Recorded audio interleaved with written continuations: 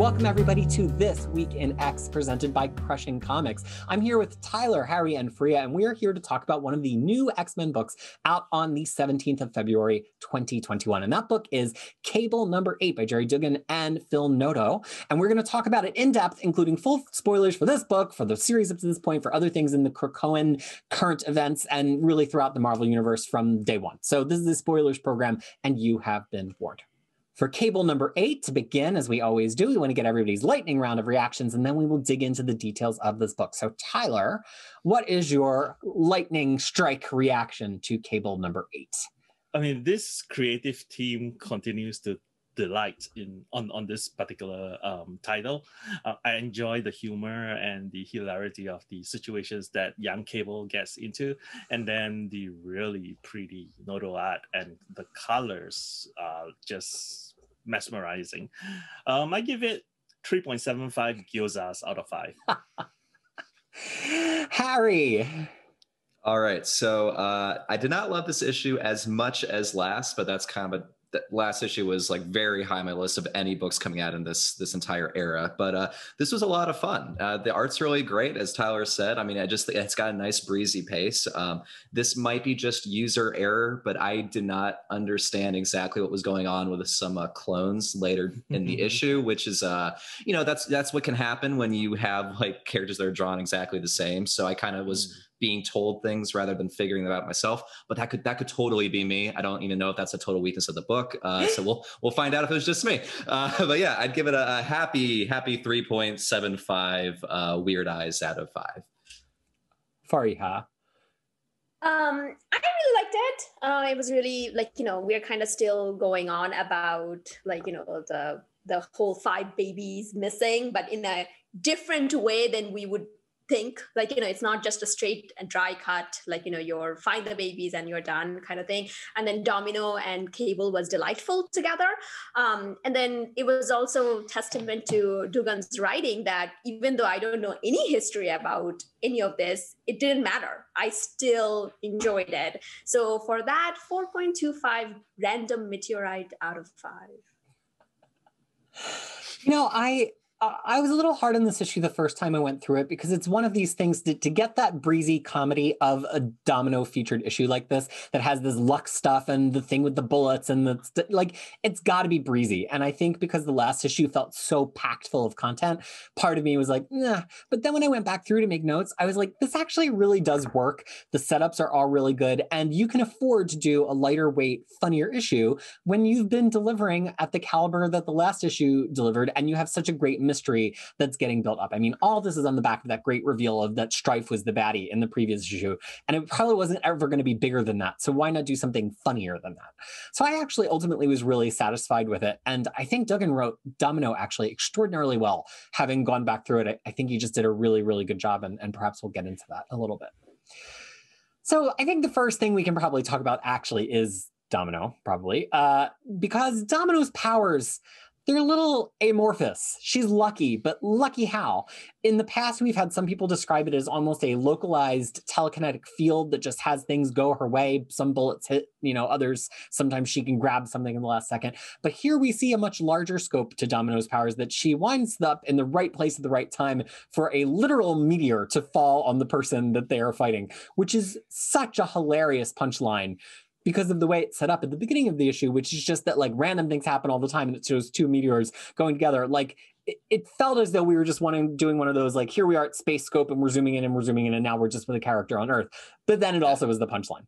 But I don't know, Tyler, is this how you understand Domino's powers to work? And did you get all of the Domino powers gags in this issue? Yeah, I mean, initially, when I turned the first page, I was like, oh, okay, this is a seemingly pointless filler type of I was situation. Like, damn it, wasting Noto on rocks. I was like, what are you doing? Why do we have a page of meteorite crashing? It doesn't make sense. And then the punchline happened, and I was like, oh, this totally makes sense. And but I agree that Domino's power has never been very well defined.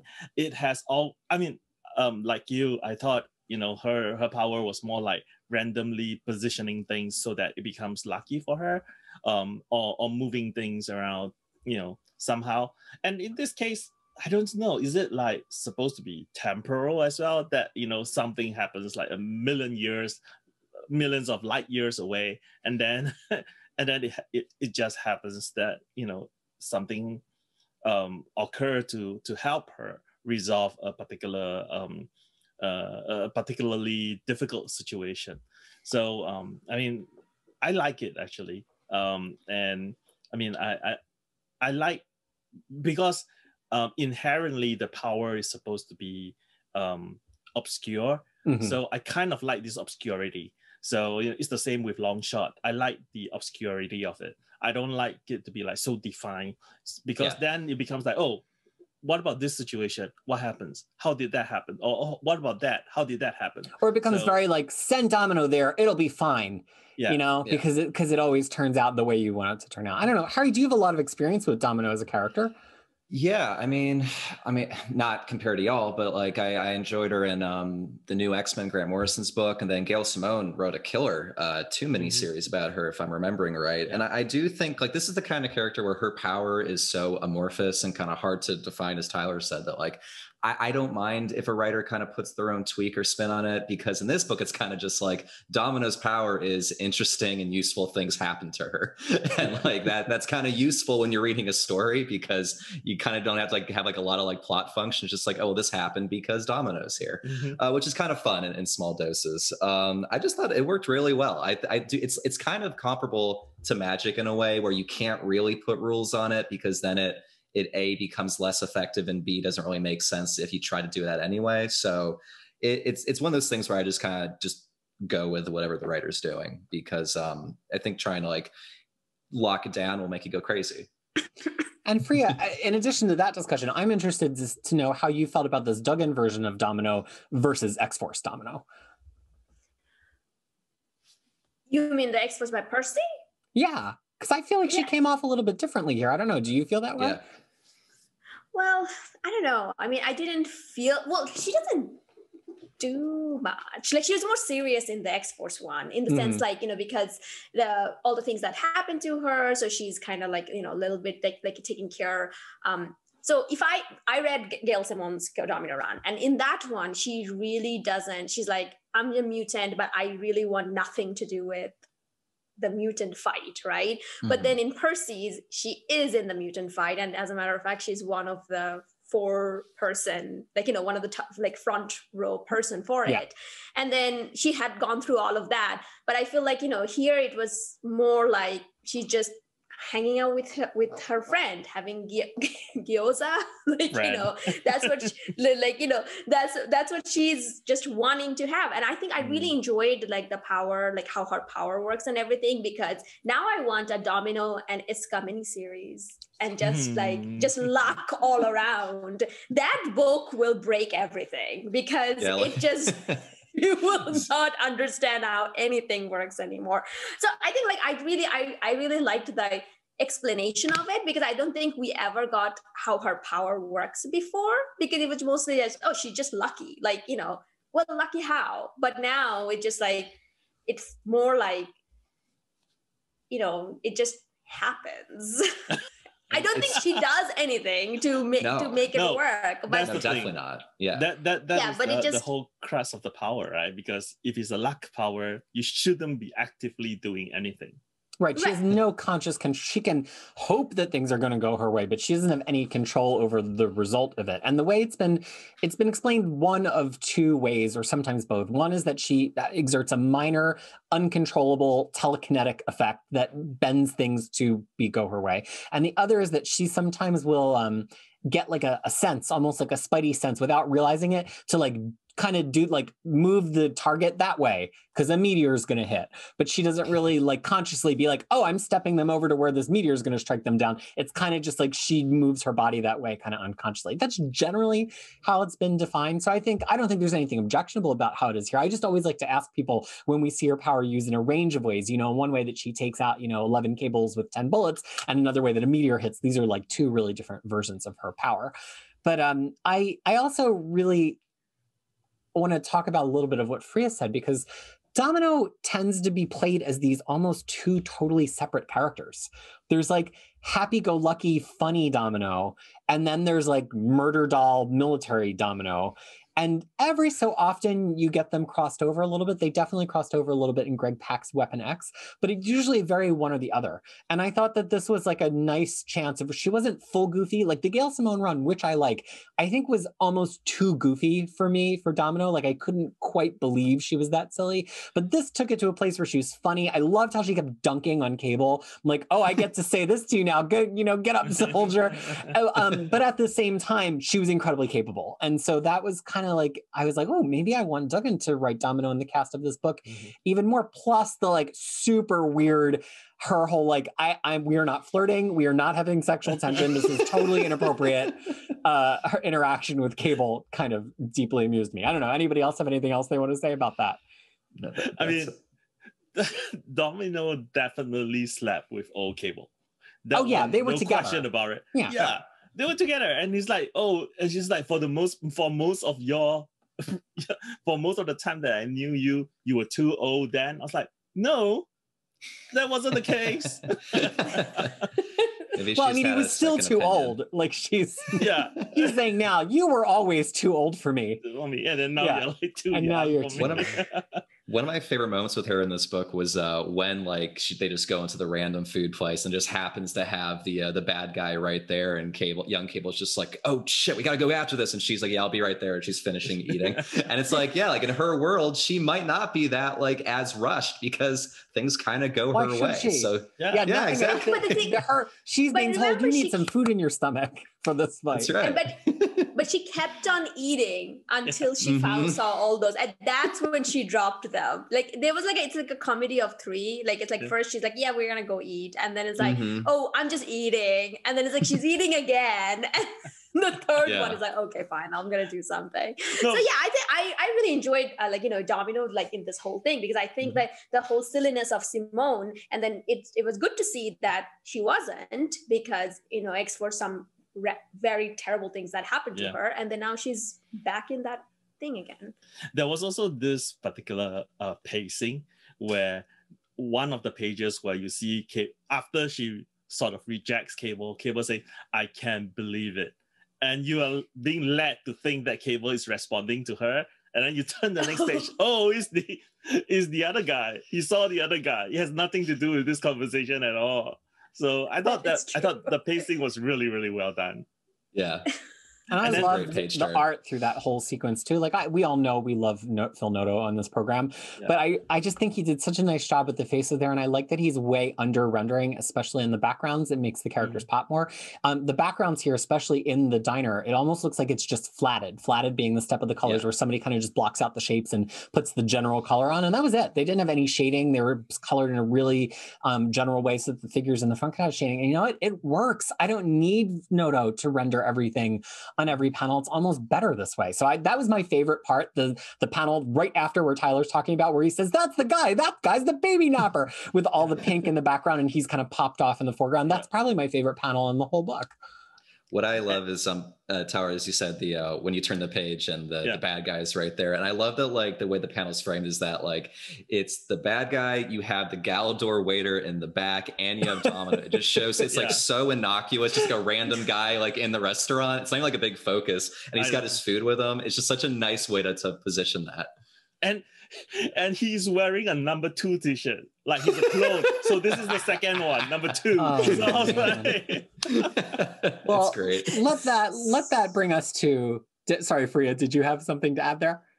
No, I mean, I just wanted to say that why is that clone factory in a restaurant? Because you would never think that it's going to be there in the middle of Tokyo, out of nowhere, right?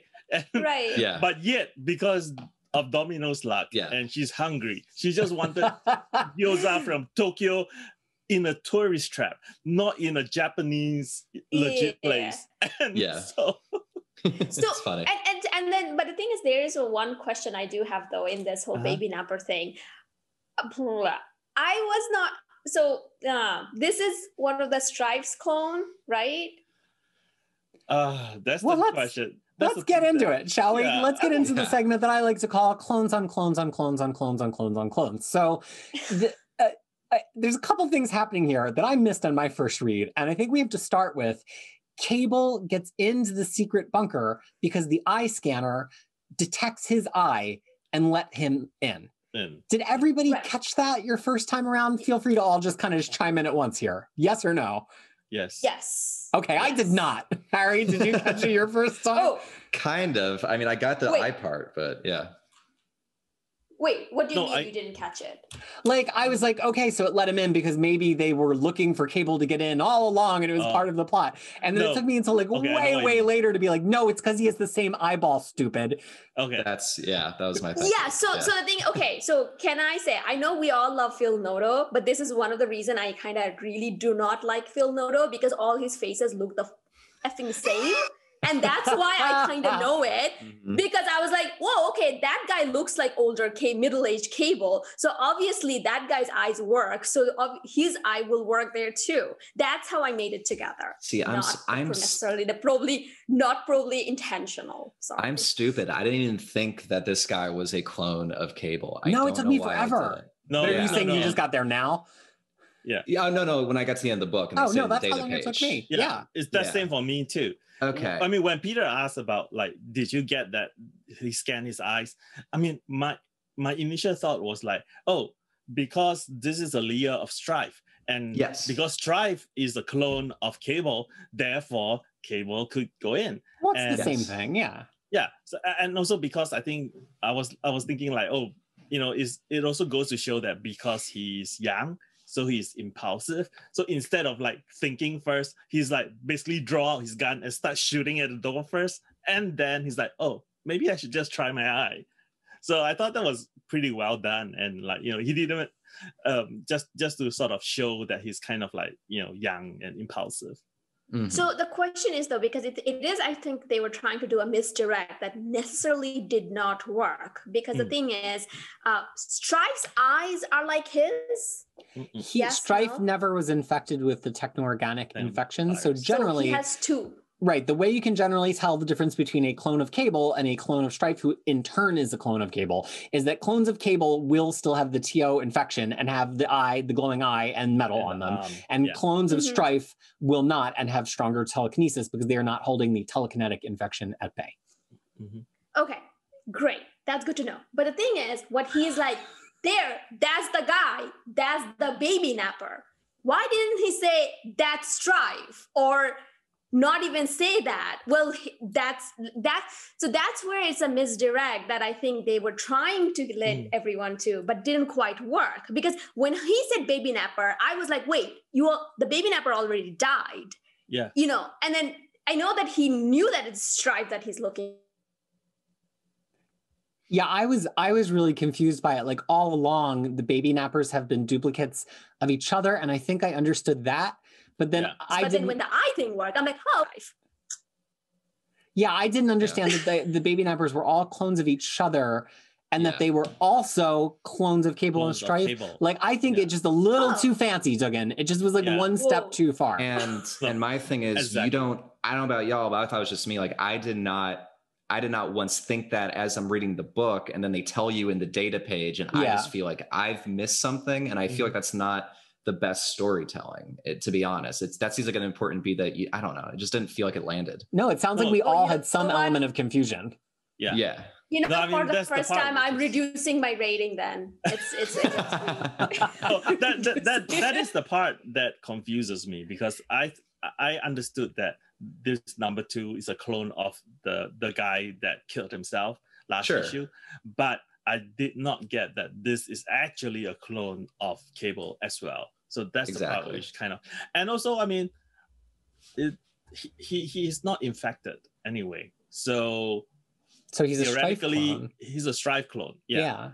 So, but wouldn't Cable, even young Cable, know what Strife looks like?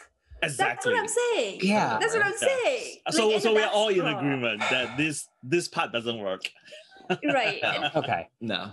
So just to be clear, to make sure all four of us got it, and hopefully our viewers too, Cable is chasing a circle of mutant baby kidnappers. Yes. Babynappers. The babynappers. And the main organizing circle of babynappers are themselves all clones of Strife, or at least two of them are. Yeah. Yes. And they have been growing clones of Cable so that they could potentially replace him on Krakoa. And we are also still missing 5 of the original 10 babies. Have I covered everything that's happening? Yes. Yes. You did. Okay. And I'm glad that y'all are confused too, because I wasn't sure if it was me. Yeah. No, but the thing is, that's what I'm saying. It's not more. It's more than confusion. It's also dumb because Cable does not recognize his own face. Like that is, or maybe he's withholding, but it's like it's withholding only because of the suspense of storytelling that doesn't work. You know, it's just like, oh, you know, it's like something that can be solved with a post-it note. And you know, then they're not trying because they're trying to tell a story. No, but Cable could be like me, who doesn't recognize his face. Totally face blind. Yeah, so it's face blind. So it's like, you know what I was thinking about too? Like I was thinking if Domino had run into the room like a second earlier and she had said Strife, like, you know, like, because she would remember him sequentially from having fought him many times. I just needed that one moment of some other character other than Cable saying it on panel to make it all click for me. And then I think I would have forgiven that Cable didn't recognize him, because then you could have handled that later, like an issue from now, being like Domino being like, you really didn't know? And Cable was like, I don't know. He was kind of like, you know, he's kind of wearing his weight on his face, or like some stupid excuse, you know, then it could have been a gag. But, so Cable could be like Fariha. It's like, I don't know any of this character. I don't know. Who remembers faces? But yeah, I mean, to give Dugan's credit, right? Domino did not actually see the Babynapper's face. No. I'm just saying I think it might have actually worked better. Oh, okay. Yeah. So if you change the story so that she saw, okay, got it. Just because of the problems we seem to be having. Yeah. It seems like we need like one more thing. So yeah, because I think my initial note was also like, wait, I thought there's no killing of humans for the mutants. And she warns him that. She's like, you better pick your shots. Yeah. And Cable just basically shot him. I was like, wait, what? Is there a loophole because it's a clone? I thought maybe that was it. He's a mutant now because he's a clone of Cable. Oh, right. I guess you can kill yourself as many. I don't know. So yeah, Jean has already established that, you know. Yeah, you're right. Kill clone. We're not gonna bring them back. You know, don't worry about clones.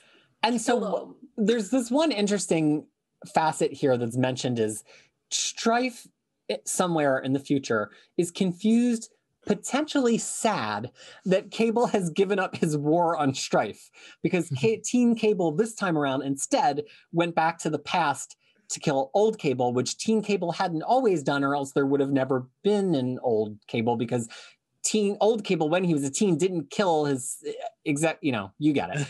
So, but I just thought it was funny in the moment, because Strife was kind of like, he was really quite confused about your Pacific Island vacation.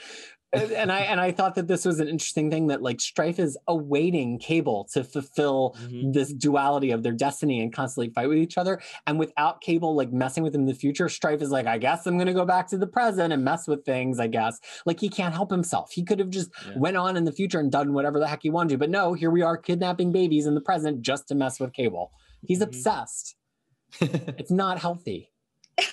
Well, I mean, like they say, you know, I mean, isn't that this line that they talk about being a nemesis? So that's what being a nemesis does, right? You keep wanting to meet up and fight this other person or other group. So you're kind of clingy. It's hard to get over it, you know. Yeah. We end here with a very mysterious passage of old Cable, who's been appearing occasionally at the end of these issues. Yeah. And he has a very similar thing that happens. He scans himself biometrically. He goes into this place. He gets over a tripwire, but then something happens again. I think the art was unclear. Like he steps on a floor. There's like a weighted floorboard or something. Yeah. The floor falls. Not super clear. And he falls. And he's fallen into some kind of trap. And the person who's voicing over says, "Finally, you old bastard, I was starting to think you weren't going to drop in. I hope I dug your grave deep enough." So 2 questions here, and we'll go around. One, who is this old Cable relationally? And then B, who do we think has set the trap? Tyler. I mean, okay, first, I don't think he went in using biometric. It says that he uses TK. Yeah. So he said TK That's is the best true. option. Yeah. I just mean visually. I totally misstated. Visually looks similar, but it does make very clear that it's TK. Definitely. Yeah. And okay, so well, I mean, Cable is a time traveler. So it could be any time period of Cable between, him dying and and him at that age. So we don't know necessarily that this happens after old Cable got killed by young Cable. It could be one of these time jumping thing. And you can insert him anywhere, given that there's no context here. So who dug the hole?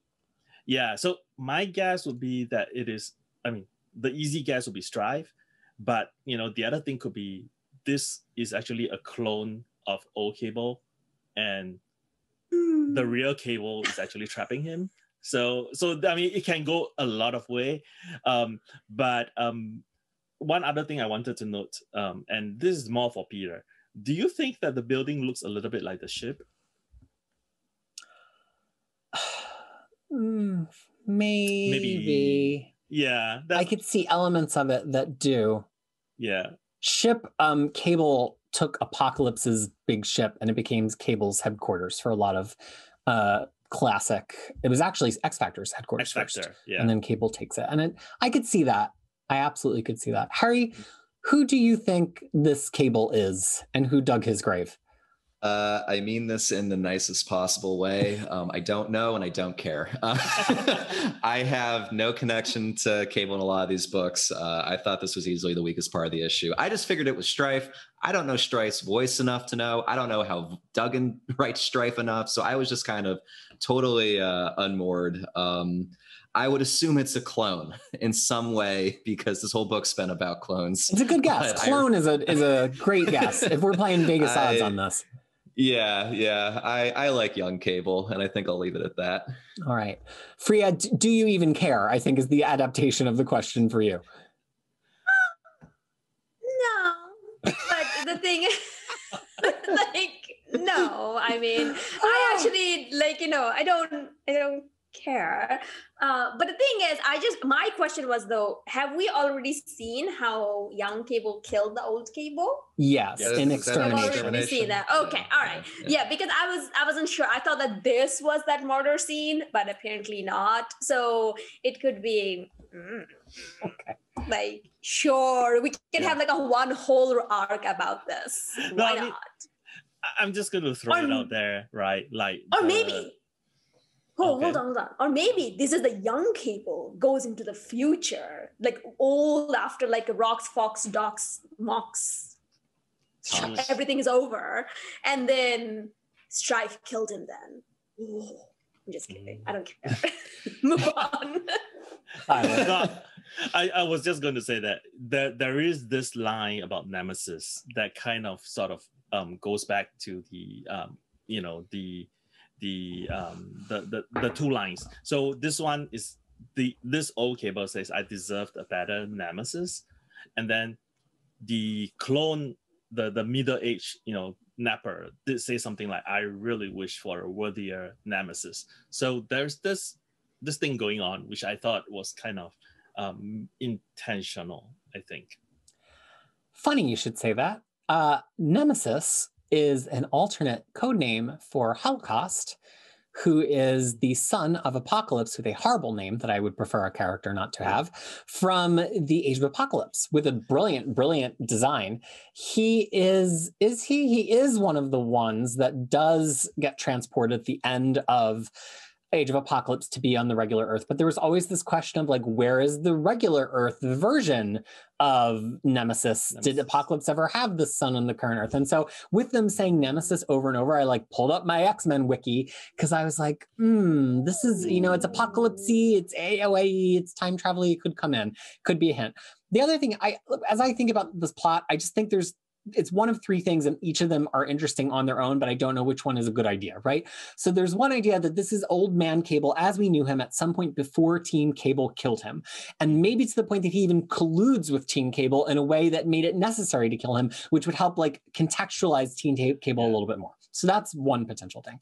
It could be that old Cable didn't die or had a duplicate. If you read Simon Spurrier's X-Force towards the end of Marvel Now, the whole gag was that Cable was being recloned every day because his body was breaking down. And that isn't the last time we saw Cable before All New, All Different Marvel, but it certainly was one of the last few Cable stories. So it's completely credible that old Cable might have a duplicate still running around. And I think that is potentially interesting. Or, as some of you brought up, it could be the old version of Team Cable, which I think is also interesting because Cable's always about time stuff.